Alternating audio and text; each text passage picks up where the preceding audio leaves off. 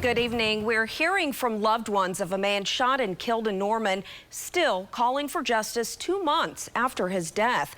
They believe the man who pulled the trigger on Shed Euwins should be held responsible.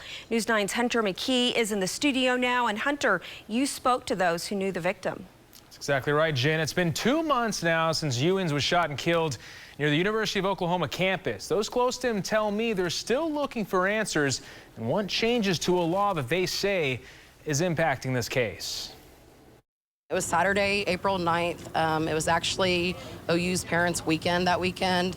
Jogging around campus every morning on Saturdays was his normal routine. He lived in Norman. This was the scene where Euwins was shot near Lindsay and Elm in Norman. According to police, he had walked up to a car, stopped at the red light on the corner, and tried to punch the driver, and that's when the driver shot him. Investigators say the shooter stayed on scene and called 911, but Euwins later died. Really rough. It's been 2 months now, and to be honest with you, it doesn't seem like it because we've spent nearly every waking hour promoting justice. Zagrani, along with other advocates for Euwins, are urging the Attorney General to file charges against the shooter. However, a few weeks ago, Cleveland County DA Greg Mashburn denied pressing any charges because of the Stand Your Ground law. Mashburn saying in part, "I understand it's a horrible situation. The descendant was clearly having a mental health episode that he had been dealing with for some time. Unfortunately, that mental health episode caused him to be a threat to another law-abiding citizen." Free clearance! Free clearance! But those in Euwins' corner say Stand Your Ground law was unlawfully applied. The families of Traven Connolly and Clarence Wright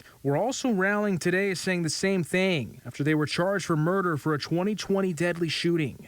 There's a huge disparity amongst who they decide to use those laws and not use the laws for. And both families say they will continue to plan these type of events moving forward. Live in the studio, Hunter McKee, Oklahoma's Own News 9.